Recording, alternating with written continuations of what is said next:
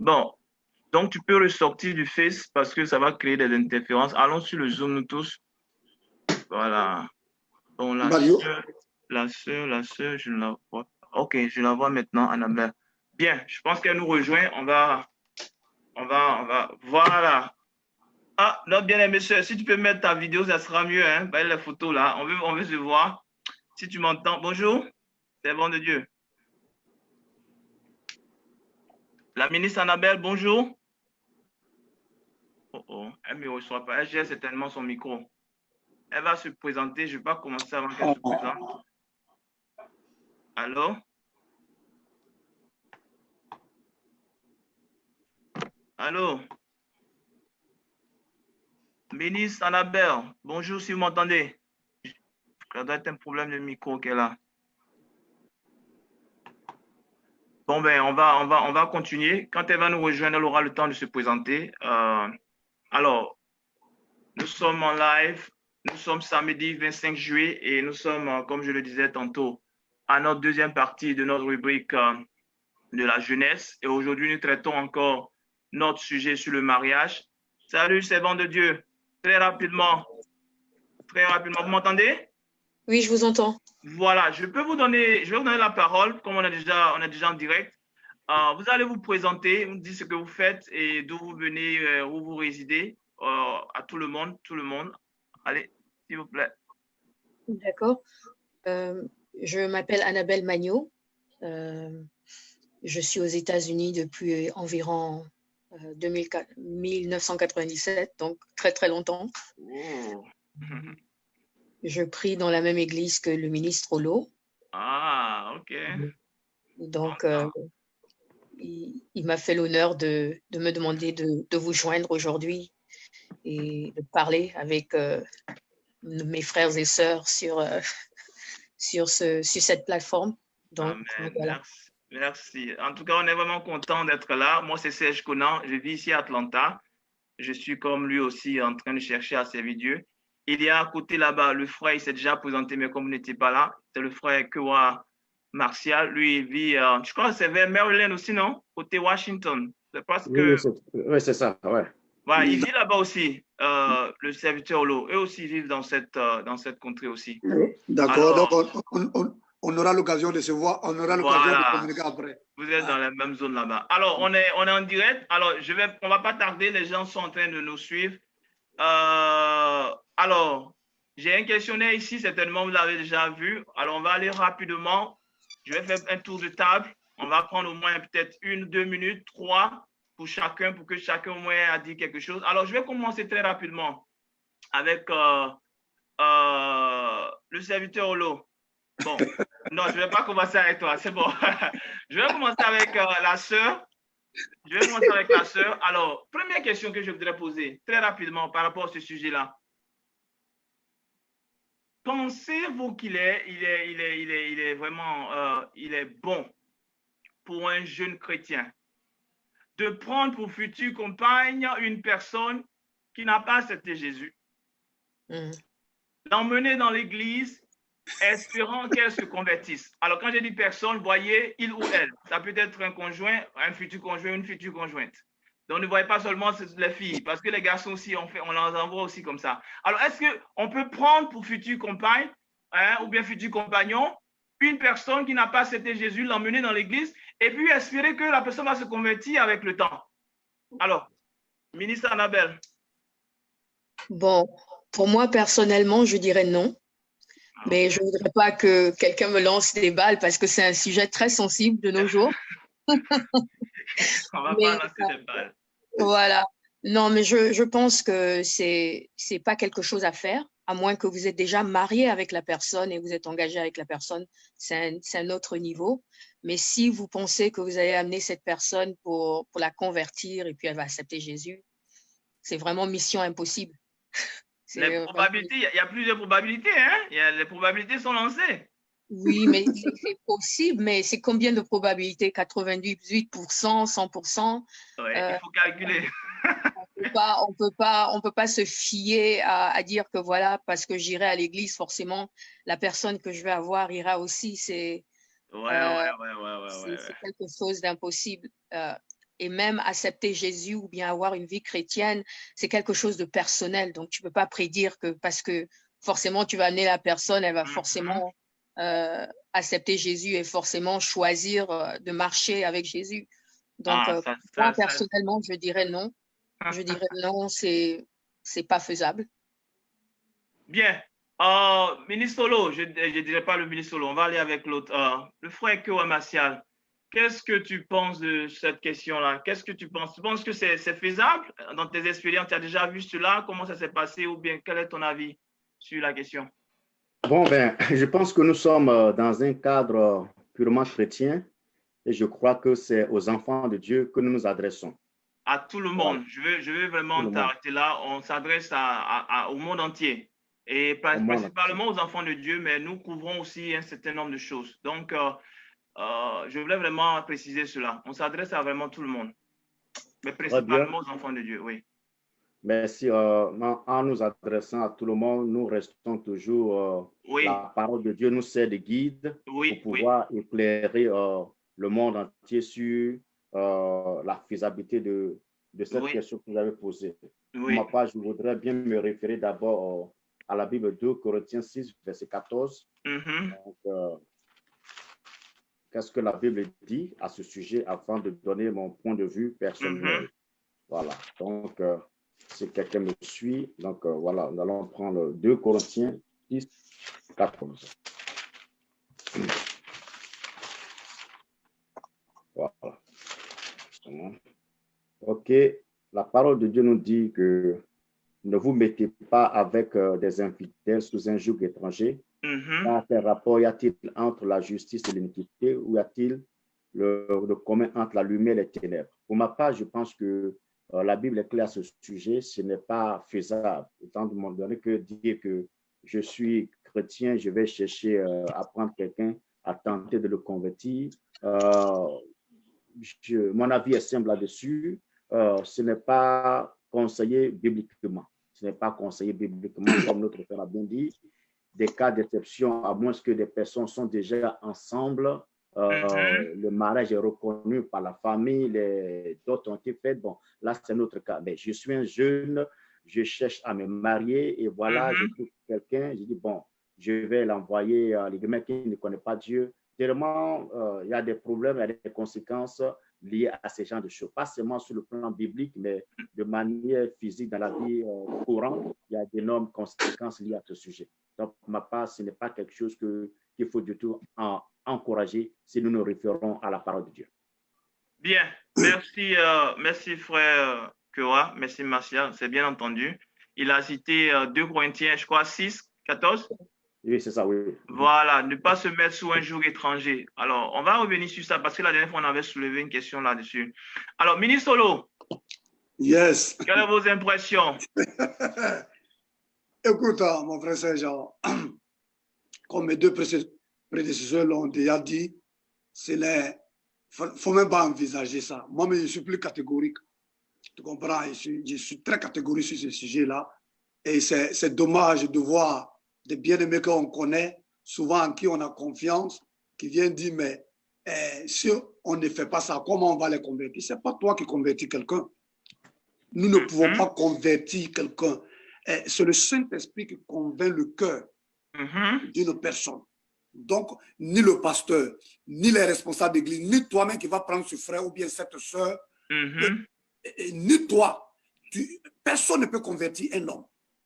Voilà, personne ne peut convertir un homme. Et la Bible dit, bon, c'est le passage, je cherchais, de ne pas nous mettre sous un joug étranger. Étranger, voilà, sous un joug étranger. Écoutez, on a de belles sœurs, on a de beaux frères dans l'église, même si dans l'église où tu es, il n'y a pas de frères ou de sœurs, le Seigneur peut t'orienter dans une autre église, mais une église qui partage la même doctrine que toi. Donc, en un mot, pour dire que non, ces frères et sœurs qui tiennent ce raisonnement-là, c'est un raisonnement bidon. S'ils ont envie de faire leur chemin, quand ils font ça dehors là-bas, ils vont couler ça à l'église. Voilà. Très bien. Voilà. OK. Alors, on a eu les avis de chacun de nous. Vous qui nous suivez en ligne, vous pouvez laisser vos commentaires, vous pouvez poser des questions. On ne peut pas vraiment aller sur notre ligne pour voir quelles questions sont là-bas, mais si quelqu'un peut le faire, j'inviterai l'un de vous à le faire à côté pour ne pas qu'il y ait d'interférence. S'il y a des questions, vous n'avez qu'à me dire sur le Zoom ici et on va essayer de répondre à cela. Parce que voilà, ayez vos faces à côté, Facebook, et puis regardez de temps en temps s'il y a des questions. Quand je ne vais pas encore donner la parole à l'un ou l'autre, vous pouvez le faire. Parce que nos frères nous suivent et ils veulent poser aussi des questions parce qu'ils traversent certainement des situations. Ils ont déjà certainement vu des gens de situations comme cela. Alors, bien, on est vraiment unanime là-dessus. Nous sommes enfants de Dieu. On ne peut pas vraiment mélanger, excusez-moi du terme, une serviette avec torchon et je ne sais pas quoi. Ça ne marche pas.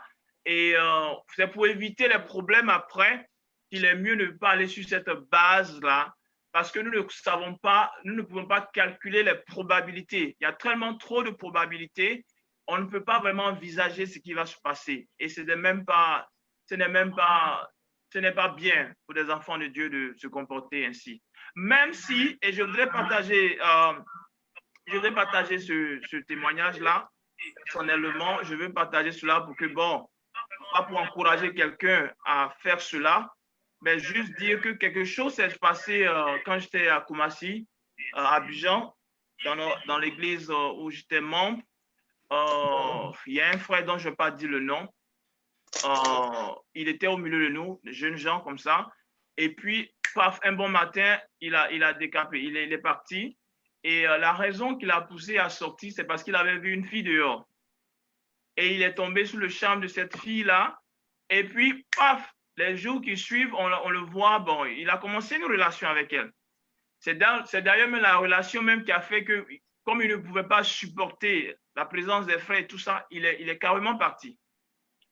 Et puis, 1 an, 2 ans, il a engrossé la sœur, tout ça, bien. Bon, on le voyait vraiment comme rétrograde déjà. Ça m'a véritablement choqué parce que je le voyais comme un exemple et je voyais ce qu'il faisait. On a essayé de lui parler, mais bon, il était déjà parti. Mais mon frère Serge, oui. Je voudrais faire un commentaire sur ce que tu viens de dire. Lui au moins, il savait que dans l'église, ce n'était pas acceptable. Donc, il est parti. Bon, ce n'est pas une bonne chose, mais au moins, là, je suis d'accord avec lui. Mais il y a des gens qui veulent envoyer ça dans l'église et ils veulent imposer ça aux chrétiens, ils veulent imposer ça aux pasteurs. Et quand tu parles, ils trouvent que tu les as jugés. Non, bon, ça, c'est pas ça, c'est un autre cas de figure. Voilà. C'est ça. Quand tu entends des bien-aimés en qui tu as confiance dire que, ouais, mais si on ne va pas dehors là-bas pour aller prendre là, comment ils vont se convertir? Mais c'est malheureux. On ne peut pas. Moi, personnellement, étant pasteur d'une église, ça ne peut même pas passer devant moi. C'est même pas possible. Voilà, c'est pas possible.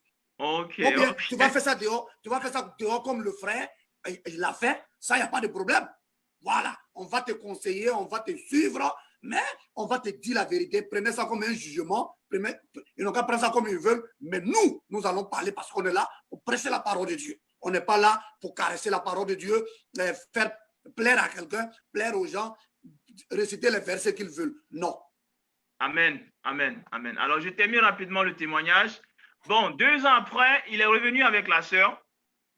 Chose qui m'a vraiment choqué encore, ça m'a véritablement choqué. Il est revenu avec elle, elle était engrossée. Je ne vais pas dire le nom de quelqu'un, mais je l'ai retrouvé dans l'église. Je sais certainement qu'il a parlé avec les dirigeants qui étaient là. Je l'ai retrouvé dans l'église. J'ai vu la sœur en train de prendre des cours de base. Donc, la sœur que moi, en son temps, j'ai essayé d'évangéliser, je n'ai pas pu l'évangéliser, mais le frère, il a pu l'évangéliser. Hein. Oui. À sa manière. Oui, à sa manière, pour encourager quelqu'un. Mais j'ai vu ce cas-là. Ça m'a véritablement choqué. Ça m'a tellement choqué que je voulais culpabiliser tous les dirigeants qui étaient là-bas. Je dis, mais ce n'est pas normal. Ce n'est pas normal. J'étais en train de faire une guerre pas possible. Ça me fatiguait tellement que un jour, le Seigneur va véritablement s'adresser à moi. Et ça, je vous assure, depuis lors, je me suis tué. Il m'a dit clairement, certains font ce qu'il a fait là, ils ne viennent plus du tout. Ils ne viennent plus du tout. Lui, il a fait cela, il est revenu et il a repris sa place activement. La même fille qui l'a enchantée là, elle est dans l'église, elle est en train de suivre la voie aussi pour être établie et servir Dieu. Donc, il faut laisser ce que toi, tu es en train de faire là. Je vous assure, hein, c'est une expérience personnelle. C'est depuis lors que j'ai arrêté de me plaindre, parce que je me plaignais quand je les voyais. J'ai dit, mais c'est pas normal. Ceux-là, on doit les mettre devant l'église pour dire que ce qu'ils ont fait, c'est pas bon. On peut pas laisser ça passer dans l'église. Voilà. Donc, c'est un témoignage personnel. Ça ne veut pas dire qu'il faut encourager quelqu'un à le faire, mais je suis en train de dire des choses qui arrivent. Et certainement, personnellement, ça arrive dans la vie. Et j'ai déjà vu cela. Voilà, on va avancer à la deuxième question. On reprend. Ce n'est pas conseillé pour un enfant de Dieu qui est converti d'aller prendre une femme qui est païenne et espérant la convertir avec le temps. Ça, nous ne conseillons pas cela. Et ce n'est pas biblique également. Deuxième question, ça je vais aller avec la servante de Dieu. Que pensez-vous de cette expression? On doit tester avant de s'engager. Il faut qu'on teste. Excusez-nous, vous qui nous suivez sur Facebook, on veut vraiment être direct pour que, bon, on puisse adresser un certain nombre de choses. Que la sœur est célibataire, hein? Voilà. Elle n'est pas encore mariée, elle est célibataire. Bien, bien, bien. Excusez-nous, on veut vraiment exposer cela pour qu'on puisse en parler. Donc, excusez-nous si on utilise certains termes. On veut tester. C'est un langage qui est courant aujourd'hui. Il faut tester parce que il y a des probabilités. Ça risque de ne pas marcher comme on le veut. Donc, les frères aujourd'hui, les sœurs, les gens veulent tester. Et quand c'est bon, ils envoient devant la cour, le conseil de l'église, bien la cour de l'église, et ils disent qu'ils veulent se marier. Alors, servant de Dieu, qu'est-ce que tu en penses? C'est des faux prétextes. Vraiment, c'est ce que moi j'en pense. Tester, après qu'on va tester, et puis si on n'aime pas, on va retourner ce qu'on a pris. Donc, pour moi, je pense que ce sont juste des excuses que les hommes utilisent. En tant que chrétien, ça ne devrait pas se faire. Ça ne devrait même pas être quelque chose qu'on peut imaginer.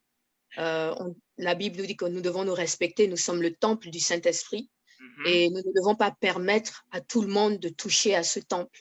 On est saint, on est purifié, on est des enfants de Dieu. Donc, on ne peut pas permettre à n'importe qui de venir et puis s'asseoir sur notre temple. Donc, pour moi, tester avant le mariage ou tester pour savoir si ça marche, vraiment, ce sont des faux prétextes. C'est vraiment les prétextes du monde. Et en tant qu'enfant de Dieu, on ne devrait même pas avoir ce genre de pensée. Bon, dans le monde, c'est faisable parce qu'ils ne connaissent pas, ils n'ont pas la vérité, ils ne sont pas affranchis. Mais nous, enfants de Dieu, je suis désolée, non, c'est même pas un langage à avoir. Et quelle est cette vérité-là? Quelle est cette vérité? Est-ce que tu peux dire à tout le monde quelle est cette vérité? La vérité qu'on a été affranchis, que ce n'est plus nous qui vivons, mais c'est Christ qui vit en nous. Donc, tout ce qu'on fait, tout ce qu'on est, on dépend du Saint-Esprit. On est le temple de Dieu. Le Saint-Esprit habite en nous. On ne devrait pas détruire notre temple. On devrait, en fait, conserver ce temple. Et donc, on ne peut pas permettre à quelque chose d'impudique, quelque chose qui n'est pas de notre nature de venir salir notre temple. C'est ce que la Bible nous dit.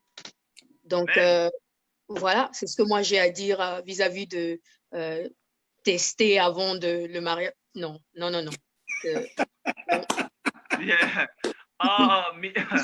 Le serviteur Martial, est-ce que tu as quelque chose à dire à ce sujet? Oui, vas-y. Oui, j'ai quelque chose à dire. Nous sommes sans ignorer que notre audience est diversifiée. Oui. Compris même les chrétiens et les non-chrétiens, bien sûr, parce que c'est sur le Facebook, voilà. Oui. Nous avons cette audience diversifiée. Et avant de me prononcer sur cette question épineuse, je voudrais d'abord faire une approche d'une conception générale que la plupart du monde fait. Bon, il faut commencer à comprendre du point de vue des gens qui ne sont pas chrétiens, qui sont dans le monde. Certainement, ils disent que non, si tu ne sais pas et que ce n'est pas essayé, et puis après, vous rentrez dans le mariage et qu'il y a un problème maintenant, qu'est-ce que vous faites? C'est l'une des raisons que le monde avance. Je ne dis pas que moi, je savais que le monde avance. Et que, par conséquent, il y a des personnes aussi qui étaient dans les relations, ils n'ont pas essayé. Voilà, maintenant, ils sont arrivés dans le mariage. Voilà. Et voilà, il y a un problème. Ça, le problème, c'est quoi? Soit l'homme a le problème, soit la femme a un problème. Il y a un problème de différentes sortes, sur le plan physique, même sexuel. Parlons des choses. Oh là. On t'entend? Oh, il est parti? Je crois qu'il est. Alors, ministre Olo, pendant qu'il revient, est-ce que tu peux me donner tes impressions sur la question? Bon, bien aimé, écoutez, comme le ministre Annabelle l'a dit, et le frère développait quelque chose qui était très important. On a une audience un peu plus large. Oui, il oui. y a ceux qui ne connaissent pas le Seigneur qui sont en train de nous suivre. Et puis, bon, il y a ceux qui connaissent le Seigneur qui sont aussi en train de nous suivre. Mais nous nous adressons dans un premier temps à nos frères et sœurs de l'Église. Et puis, bon, nous allons partir au dehors là-bas pour aussi leur parler. Écoutez, ministre Annabelle l'a dit tout à l'heure, notre corps, c'est le temple du Saint-Esprit. Notre corps n'est pas Walmart, ce n'est pas Macy's, ce n'est pas... Bon, je cite ces magasins-là parce qu'ils vivent aux États-Unis et c'est là que ces magasins existent. Où on peut aller acheter quelque chose, quand on vient, on essaie que ça ne va pas, on retourne et puis on prend notre argent. Ah, c'est cela. Voilà. C'est pas une boutique. Même en Afrique, là, tu vas acheter quelque chose et puis tu essaies, ça ne va pas, tu retournes là-bas, il y a certains qui ne vont même pas prendre. Ça, c'est vrai. Ils ne vont pas prendre. Donc, quand on projette ça dans notre marche chrétienne, dans notre vie chrétienne, bien aimé, c'est quelque chose même qui, comme le ministre l'a dit, n'est pas envisageable. Et si tu t'en vas essayer, et puis après, tu ne prends plus. Qui va venir prendre? Qui va venir prendre? Qui va venir prendre toi ton restangolo là? Qui va prendre pour toi? Qui va prendre pour toi? Hein? Tu vas aller essayer. Tu sais, le mariage, c'est même je peux dire que c'est une aventure inconnue, la foi. On peut, peut-être ce que nous sommes en train de dire, dans ce domaine, ça peut bien fonctionner, mais c'est qu'il faut tester le caractère. Il y a beaucoup de choses à tester. Ce n'est pas seulement, le sexe. Ayons le courage d'appeler les choses par leur nom. Ce n'est pas seulement le sexe. Il faut que nous soyons clairs et que nous puissions le dire. Il y a d'autres domaines. C'est qu'il faut tester tout. Il faut tester tout. Est-ce que tu vois que le caractère n'est pas bon? Si tu testes en bas et puis le sexe c'est bon, et puis le caractère n'est pas bon, tu n'arrives pas à t'entendre avec la personne. Tu fais comment? Oui. Donc, bref, moi je pense que c'est des arguments farfelus que des prétextes que des bien-aimés dans l'église donnent pour faire de n'importe quoi. Maintenant, quand nous allons dans le monde, nous pensons et nous croyons que nous en croyons nos bien-aimés du monde. D'abord, même, c'est de leur dire de donner leur vie à Jésus. Voilà, de donner leur vie à Jésus, de se convertir, et que bon, ce qu'on fait dans le monde, on ne peut pas faire ça, comment on appelle ça, au niveau de l'Église. Et donc, nous les encourageons à donner leur vie à Jésus, tester, et ce n'est pas quelque chose d'envisageable dans notre marche avec le Seigneur. Je crois qu'il y a une sœur qui m'a mentionné, qui a posé une question. Je viens de voir ça sur mon écran, mais je vais aller voir. J'ai le truc ici, je regarde aussi. Voilà, donc, ok, donc il faut regarder. C'est mieux. Elle dit c'est pas Amazon. Tu as dit quelque chose, c'est pas Walmart, c'est pas. Elle dit c'est pas Amazon. Oh Jesus. Oh, vraiment, les avaphories. Bien, alors on attend incessamment notre bien-aimé de revenir. J'essaie de voir s'il m'a relancé, mais il est parti. Ça doit être un problème de connexion. Je crois bien. Il n'est plus connecté. Ah, il est revenu, il revient. Non, il n'est plus connecté. Non, il revient. Je l'ai pris, je viens de le prendre. Ouch. Il revient. Oh, bon. Ministre Annabelle, c'est toi qui es là, les autres sont partis. Je vais continuer avec toi. Il n'y a pas de problème. Voilà. Alors, rapidement, on ne va pas pouvoir couvrir encore beaucoup de choses. Serviteur de Dieu. Merci à cela. Il y a quelqu'un, serviteur de Dieu, tu m'entends? Oui. Il y a quelqu'un qui a posé une question. C'est ça, j'étais en train de lire. Il m'a envoyé ça par texte. Quelle est la question? Oh, mais je suis obligé de repartir dans mes textes. Attends, je vais voir les questions. J'ai mon truc ici. Non, même envoyer ça sur mon portable, par texte. Et si tu testes et puis tu ne prends pas, qui prend le reste? OK. Ça, c'est juste un commentaire. Oui. Bon, je ne vois pas la question. Non, la question n'a pas été posée sur la plateforme. Mais ça m'a été envoyé. Bon, ben, tu regardes et puis après. Ouais. Attends, j'ai un autre numéro ici. Ou bien, je vais demander à la personne qui a envoyé le texte. C'est Kisha. Kisha, tu peux envoyer le texte à ma femme parce que j'utilise mon portable.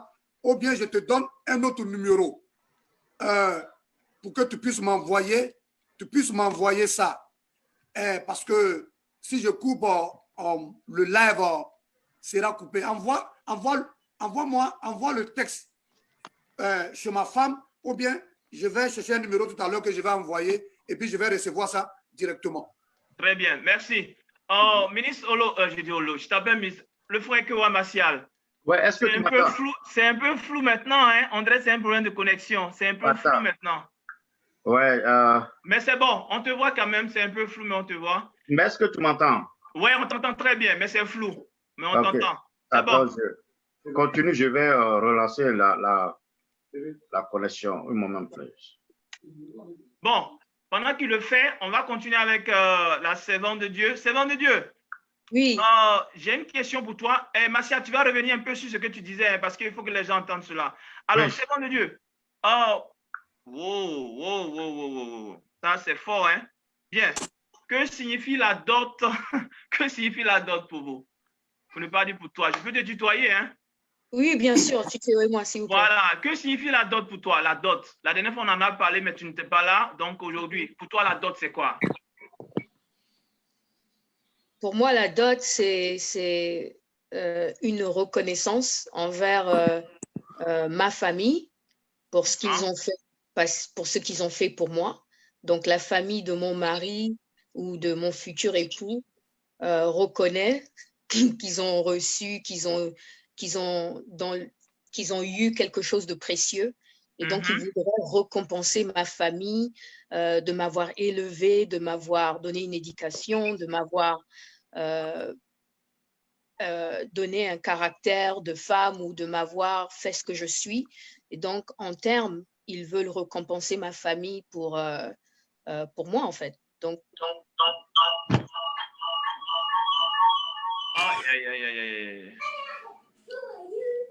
Ça va, Martial?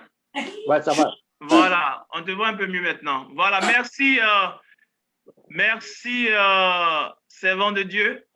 Il y a un frère qui vient de nous écrire, il dit, essayez de soutenir vos points de vue par des versets bibliques. Et je suis d'accord avec, il vient d'envoyer ça en commentaire sur le Facebook.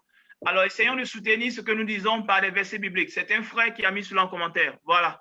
Ok, merci. amen. Merci beaucoup. Alors, elle dit, bon, c'est un symbole de reconnaissance à sa famille. Donc, pour vous, ça symbolise de la reconnaissance à ta famille. Alors, je donne une question très rapidement. Martial il donnera son point de vue sur la dot. Mais imagine qu'un frère, un blanc, voilà, un Américain, à long terme, un Américain vivant dans ce pays-là, est à t'accoster, qu'il soit amoureux de toi, que vos sentiments soient les mêmes et que vous décidez de vous marier. Alors, lui, il a une culture qui n'est pas semblable à la tienne. Alors, lui, il ne connaît pas la dot. Alors, est-ce que la dot va constituer un problème pour que vous vous mariez? Parce que si tu lui demandes de donner la dot, que lui dit, bon, moi, la dot, c'est synonyme de t'acheter ou quoi? C'est comme ça qu'ils disent. Alors, comment tu vas prendre cela, si cela arrivait? Pour moi, je pense que ça vient avec l'éducation, avec des principes. Expliquer en fait à la personne, c'est vrai qu'ils ne connaissent pas nos cultures, mais en tant qu'Africaine, il doit comprendre qu'il y a des principes. De la même façon qu'ici aussi, ils ont des cultures comme le dowry aux États-Unis. Oui. Donc, nous aussi, on a des cultures africaines. Lui faire comprendre que quand je rentre dans ce mariage, je ne rentre pas tout seul, je n'ai pas été élevée tout seul, je ne suis pas venue dans ce monde tout seul. Oui. Donc, essaye de lui faire comprendre ma culture, que c'est important dans la culture africaine, ou bien je dirais plutôt gabonaise, parce que je suis gabonaise, que si je me marie, que mon mari au moins fasse un geste vis-à-vis de ma famille. On ne demande pas des millions ou bien toute la terre, mais c'est un principe. Et on va dans ces principes. C'est tout. Voilà, c'est biblique aussi, hein? Quand on lit la Bible, la dot, voilà, dans toutes les générations, c'est véritablement biblique. Alors, on va revenir rapidement sur le frère Martial, puisqu'il a été coupé. Il est en train d'élaborer un bon plan le serviteur Olo a continué cela. Bon, il peut revenir rapidement dessus avant que je lui pose la question sur la dot. Voilà, Martial. Ok, merci. Ok, voilà. Donc, je disais que, le problème qui est posé par d'autres qui n'ont pas forcément la conception biblique, mais si nous rentrons dans le mariage que nous ne saignons pas et si demain il y a un problème, qu'est-ce que nous faisons? Et ils avancent comme raison, c'est toujours mieux de tester Et au cas où il y a un problème, on saura que faire. Ça, c'est l'argument que le monde avance. Oui. Et ça, c'est maintenant. Quand nous revenons sur le plan biblique, Oui. est-ce que c'est quelque chose qui est faisable à la lumière de la parole de Dieu? Mhm. Et quand nous nous référons dans le livre de Éphésiens 5, verset 3, que je vais vous lire rapidement.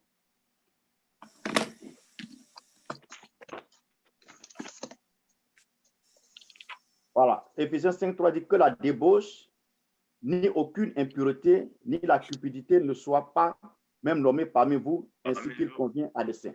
Mhm.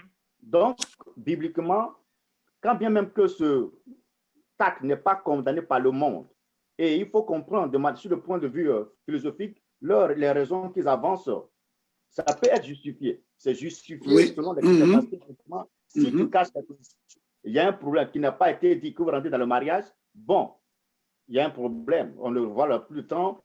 Et il y avait même, il y a pris une histoire, je vais revenir là-dessus tout à l'heure. Un exemple. Après, oui. Donc, voilà. Donc, il y a un problème. Donc, bibliquement, la Bible est claire parce que si vous le faites déjà, c'est déjà commettre la fornication et l'impudicité. Parce que vouloir tester, vous commettez déjà la fornication et l'impudicité qui est déjà défendue par la Bible. Donc, sur le champ déjà, vous mettez déjà, comment dirais-je, en aversion contre la parole de Dieu. Donc, bibliquement, ce n'est pas quelque chose que vous testez. Cependant, parce que très souvent, ce qui se passe, quand nous revenons maintenant aux frères, dans les moments de fiançailles, bien dans les rencontres avec la sœur ou bien le frère, il a lieu de dire la vérité. Parce que la question que le monde cherche, mais qu'est-ce que c'est? Une question de vérité. Vérité au sujet de mon partenaire ou bien de ma partenaire. Si tout va bien sur le plan physique, tout cela. Il faut dire la vérité. S'il y a un problème, que ce soit un problème physique, un problème de santé, et quand tu rencontres ta fiancée pendant que vous n'êtes pas encore dans le mariage et vous êtes en train de parler, dis la vérité. Ah, ma soeur, j'ai un tel problème physique, je voulais te dire. Pour que nous prions bien, tu vois des pasteurs, tu le dis. Là, vous pouvez éviter des surprises désagréables dont le monde est en train de parler. Il y avait quelque chose qui s'est passé dans une église à un frère qui m'a dit, et il y avait une soeur qui était effectivement fiancée à un frère. Mais la soeur avait des problèmes, c'est-à-dire, bon, elle avait subi certaines opérations au niveau de ses seins, mais c'est comme si un des seins manquait, mais elle n'a pas dit ça au frère, et c'est maintenant après le mariage que les choses sont faites, et maintenant le frère a découvert. Vous voyez, le frère était découragé, mais pourquoi ne pas faire? La même chose aussi des frères aussi qui ont des problèmes sexuels aussi, l'impuissance aussi, cache aussi, et puis après, dans le mariage aussi, la chose est découverte. Or, ce sont des choses qu'on peut éviter si nous sommes sincères. C'est pourquoi le conseil est là. Vous dites au pasteur, tout le monde, même à ta soeur, si elle t'aime, si c'est le plan de Dieu, vous allez prier. Donc, pour terminer, du point de vue, il ne faut pas tester avant le mariage. Si nous cherchons la vérité, nous sommes les enfants de Dieu, soyons sincères envers nos frères et sœurs, nos partenaires, et allons vers les pasteurs pour nous aider. Donc, voilà un peu ce que je voulais dire. Merci. Merci. Serviteur de Dieu. Oui. J'ai pu récupérer la question de la sœur avant que tu ne continues. Oui, vas-y. Mais je soutiens beaucoup ce que le frère vient de dire. Oui. Le frère Kewa vient de dire. C'est important. Il a dit quelque chose qui est très important, donc on doit insister là-dessus. La franchise de la vérité. Si tu as un problème, donc l'exemple qu'il vient de... Un sein qui est amputé, dis au frère, si le frère t'aime. Je vais prendre même un exemple. Il y a un frère qui était aussi fiancé comme ça. Ça, c'était au pays. Et puis bon, ils étaient là. Ça, c'était pas un problème. Mais quand à l'approche du mariage, la soeur a eu un accident où son visage ici a été déchiré. Wow. Et son souci était que, est-ce que le frère là va me prendre en mariage encore? Mais le frère est parti la voir à l'hôpital et dit, si tu veux là ton visage, là, ça n'a qu'à quitter, mais c'est toi ma femme. Amen. Ils sont mariés et depuis des années, ils vivent ensemble. Donc, je reviens vraiment à la question de la sœur qui dit ceci. Elle dit que, elle dit, et celui qui te fait croire qu'il vient à l'église, je vais paraphraser. Elle dit qu'il y a des gens, quand ils aiment une sœur, surtout, ça ne se passe pas très souvent avec les sœurs. Ils voient une belle sœur à l'église, et puis bon, il est païen. Il voit la sœur, et puis il vient à l'église, et puis il dit qu'il vient se convertir. Après le mariage, boum, il y a un problème. Il ne vient plus à l'église, il n'y a plus de vie de prière. Dans ce cas-là, qu'est-ce qu'on fait? C'est une très belle question. C'est une très, très, très belle question. Et ça, c'est C'est tout cela, c'est ce qu'on disait. Vous voyez, aujourd'hui, l'église est devenue comme un enclos où tout le monde vient. Tout le monde, c'est comme un champ, tout le monde vient faire son tour et tout le monde s'en va aussi. La question du mariage demeure un principe important. La dernière fois, on parlait des institutions de Dieu. C'est des sacrements, c'est des choses, avant d'y entrer, il faut prendre vraiment du temps. La question de la conviction demeure. Et aujourd'hui, quand nous voyons certains hommes de Dieu être un peu durs, souvent on n'est pas content, mais ça dépend de l'importance même de la chose. Cette sœur-là, elle a été trompée. Elle a été trompée. Beaucoup de frères trompent. Ils trompent, ils marient pendant 1 an, 2 ans, après ils divorcent, ils s'en vont plus tôt. On ne le voit plus. Donc, sincèrement, c'est des questions-là, c'est des problèmes qui viennent dans l'église comme cela. Alors, le frère, il est parti, comme il vient de le dire. Frère Serge? Oui. Si vous me permettez, je voudrais bien répondre à cette question. Oui, vas-y. Je pense que pour répondre à cette question, c'est pourquoi il est important de s'approcher des anciens et d'avoir, nous, dans notre église particulièrement, on a des cours de counseling.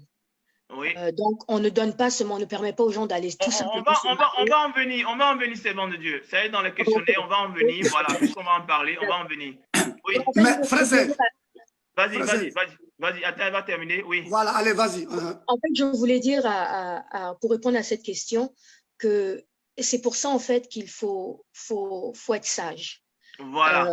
Faut toujours t'associer avec des gens à qui tu peux parler. Parce que ce n'est pas tout le monde avec qui tu peux parler, bien sûr, dans l'église, mais il y a des gens de confiance qui peuvent être là pour toi, pour t'encadrer, prier avec toi et te donner une direction. Un mariage, on ne se marie pas pour le fun. Se marier est encore plus difficile que d'être célibataire ou de ne pas prendre des précautions. Oui. Un mariage est à vie.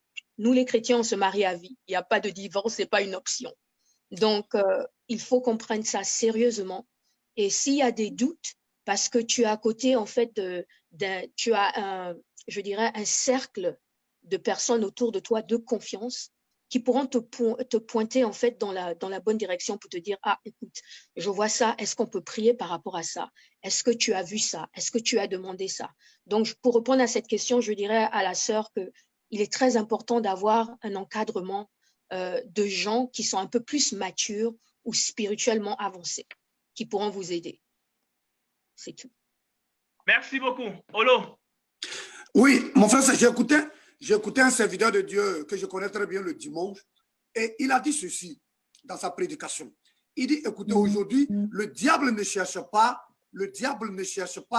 à vider l'église, mais au contraire, il cherche à remplir l'église et de l'intérieur, il fait son travail. Oui. Et voilà, il fait son travail et il envoie la fornication, il envoie ce sommeil spirituel-là dans l'église. Donc, de l'intérieur, aujourd'hui, le diable ne se fatigue même plus. Il ne se fatigue plus, il attaque de l'intérieur. Parce que beaucoup de nos chrétiens aujourd'hui ne font plus peur à l'ennemi, ne font plus peur au diable. Oui. Donc, vous voyez, c'est pourquoi il faut faire très attention. Il faut faire très attention dans le mariage. Très souvent, quand les gens qui sont spirituels sont en train de parler, les gens pensent qu'ils sont durs, ils jugent, ils sont compliqués. Mais on a des exemples, on n'aimerait pas citer de noms pour pouvoir choquer, que ce soit au pays où j'étais et puis ici où je suis actuellement. Je ne veux pas citer de noms pour choquer la sensibilité des gens. Mais quand nous autres, on veut parler, les gens trouvent que nous sommes durs. On n'est pas durs. Mais attendez, moi je suis marié, j'ai mon épouse. Le jour où vous allez apprendre que je suis parti prendre une deuxième épouse, chassez-moi. Chassez-moi de l'église. Donc, je n'ai aucun intérêt, comme mon pasteur toujours le dit, je n'ai aucun intérêt à avoir une sœur célibataire. Au contraire, nous les encourageons à se marier. Mais quand on est là, il faut avoir le discernement dans cette affaire. C'est pourquoi il faut prier, laisser le Seigneur te conduire à avoir le discernement. Oui. Si tu es en contact direct avec le Saint-Esprit, qui est notre conseiller, la Bible dit que le Saint-Esprit va nous enseigner toutes choses. Je pense que le Saint-Esprit va t'interpeller, le Saint-Esprit va te parler par rapport au choix que tu es en train de faire. Moi, j'ai eu une conviction personnelle par rapport à mon épouse, par rapport à certains signes que j'ai demandé. Et aujourd'hui, je ne dis pas que le mariage est sur des roulettes, mais gloire à Jésus parce que je l'ai rencontré. Donc, ayons le discernement, collaborons avec le Saint-Esprit. Le Saint-Esprit va nous conduire vers un frère qui n'est pas venu dans l'église pour venir. C'est pourquoi il faut faire attention dans l'église, ceux qui viennent pour faire le pharo là. Très souvent, nos jeunes sœurs aiment les gens qui aiment le pharo, qui aiment, qui paraissent. Attention, la Bible nous dit que, comment on appelle ça, nous devons faire attention, nous devons être prudents comme des serpents. Nous devons être prudents comme des serpents. Ce n'est pas tout ce qui brille qui est de l'or. Attention, bien-aimés. Voilà. Amen. Je voudrais conclure cette petite partie-là en disant que la vie chrétienne, le disait le serviteur Olo, est basée sur la foi. Et qu'on le veuille ou non, tester avant de voir et tout cela, ça ne démontre pas, c'est une vie de sacrifice. Ça, il faut qu'on le sache. Quand Abraham quittait la terre de ses pères et de ses parents, là où il avait tout, une maison et tout cela, et il ne savait pas où il allait, c'est par la foi qu'il est parti, la Bible dit. Et aujourd'hui, nous sommes d'Abraham. Nous vivons dans ce salut-là parce qu'Abraham, le Père, un jour, a posé un acte de foi. Il en est de même dans toute la vie chrétienne. C'est une vie de sacrifice. Tu mets le pas dans le Jourdain sans savoir ce qui va se passer. Alors, savoir ce qui se trouve dans le Jourdain, s'il y a des requins et tout cela, ce n'est pas faire preuve de foi. Et je voudrais vraiment le dire, c'est une vie de foi. C'est pour cela, les enfants de Dieu se marient sans avoir certainement, ça dit souvent même on peut parler, comme l'a dit le serviteur Kewa, la sœur aussi, on peut discuter, la sœur peut dire ce qu'elle a comme problème, le frère, mais cela n'empêche pas qu'il y ait des problèmes encore. Souvent même, il y a des choses, après avoir discuté, qui viennent dans le mariage, dont on ne sait d'où ça vient, et ça crée un problème. Mais c'est cela la vie de fidèle, de foi qu'un enfant de Dieu doit avoir. C'est une vie de sacrifice. Et je voudrais lire ce verset-là, parce qu'en lui, c'est dans Romains 1, 17, parce qu'en lui est révélée la justice de Dieu par la foi, et pour la foi, selon qu'il est écrit, le juste vivra par la foi. Le juste vivra par la foi. Et c'est ce que les enfants de Dieu défendent. Voilà, je voudrais vraiment le dire. Voilà, je voudrais vraiment conclure en lisant ce verset-là. Très bien. Alors, un mot rapidement, on a tellement de choses à dire. Je veux qu'on touche, parce qu'il y a des gens aujourd'hui qui vivent dans les mêmes situations, qui ont obéi à Dieu, qui ont accepté de suivre tous les moyens, qui n'ont pas eu de rapport avant le mariage, qui ont tout fait dans la règle, aujourd'hui qui vivent, excusez-moi, dans des difficultés. Il y a certains aujourd'hui qui, après avoir observé tout cela, ne font pas d'enfants. Il y a certains aujourd'hui, après avoir observé tout cela, qui se retrouvent demain avec un problème qui les empêche de jouir d'un certain nombre de choses dans le mariage. Alors, je veux très rapidement, 1 minute, dites à ces personnes-là, quel est le mot que vous avez pour ces personnes-là qui vivent, qui ont respecté tout ça, mais qui vivent aujourd'hui des difficultés dans leur mariage, quant à ce qu'ils n'ont pas soit essayé, ils n'ont pas vu, et ils se sont lancés comme Abraham, et aujourd'hui c'est difficile. Qu'est-ce que vous pouvez leur dire rapidement, servante de Dieu? Qu'est-ce que tu peux leur dire?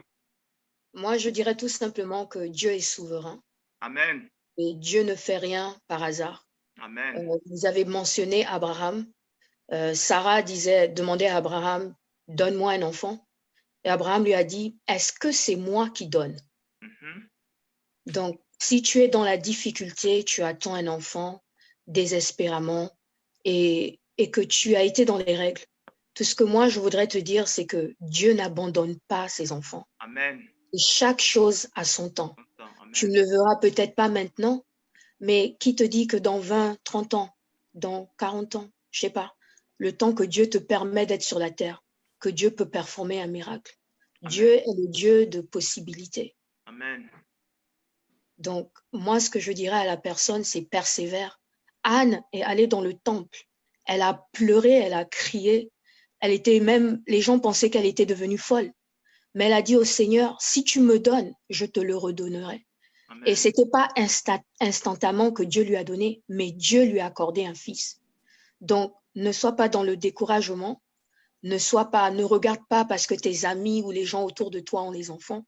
Moi, tout ce que je te dirais, c'est que garde tes yeux sur Dieu et Dieu ne déçoit jamais. Amen. Donc, amen. Merci. Merci beaucoup, servant de Dieu. Alors, le frère Kewa, qu'est-ce que tu peux dire rapidement à ces personnes-là qui passent par des difficultés aujourd'hui, après avoir tout respecté? Oui, je pense que notre sœur vient de le dire quand nous nous référons un peu au livre de 1 Samuel, chapitre 2, tout le texte. Voilà. Donc, ici, c'était une question que Anne vivait dans son foyer, question d'enfantement. C'était la question qu'elle vivait.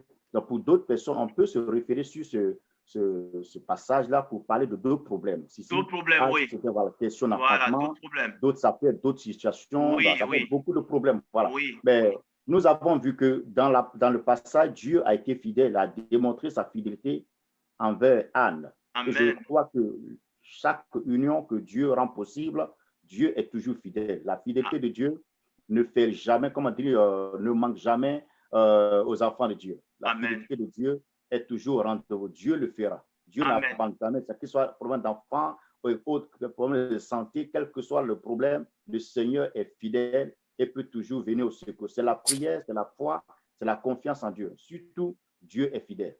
Sa fidélité est vraiment infinie et grande. Merci beaucoup. Serviteur Olo, rapidement, un encouragement. Merci beaucoup, frère Serge, et à toutes ces personnes qui nous écoutent ou bien qui vont nous écouter après. Je peux dire, tout ce que je peux dire, c'est que Dieu sait pourquoi. Dieu sait pourquoi. Dieu peut permettre certaines situations, telles que le cas de Job. Quand nous prenons le livre de Job que nous lisons, Dieu peut permettre. Et même dans la Bible, Dieu a permis que certaines femmes soient stériles. Mais à la fin, il a glorifié son nom. Amen. Donc, à cette personne-là, c'est de croire. Et je l'ai toujours dit. Ça, c'est moi, ma philosophie. Et le Seigneur m'a parlé clairement un jour à l'église, lors de la louange, qu'on ne sert pas Dieu pour avoir honte. On ne sert jamais le Seigneur pour être dans la honte, dans la confusion. Donc, à ces personnes, la honte ne sera pas leur partage. Qu'ils ou qu'elles persévèrent, et Dieu va honorer sa parole. Et comme le frère Kewa vient de le dire, et Dieu, il est fidèle. Voilà. Amen. Ouh, bien aimé, le mariage, là, il y a un an dedans, hein? Non, mais on peut pas finir. Parce que on peut pas finir avec le mariage. Et c'est un sujet passionnant. Et les gens nous suivent. Les gens font beaucoup de commentaires et je suis content. J'espère que le service de Dieu aussi sera aussi passionnant parce que ça fait partie des sacrements aussi. Hein? Il n'y a pas que le mariage là. Hein? On en parlera bientôt. C'est un autre sujet qui vient. Le service de Dieu. Bien. Alors, la sœur a parlé de dot. Alors, frère Martial, je voulais vraiment que chacun au moins réponde à une des questions. Je ne vais pas sauter. Très rapidement, la dot pour toi, ça symbolise quoi? Rapidement.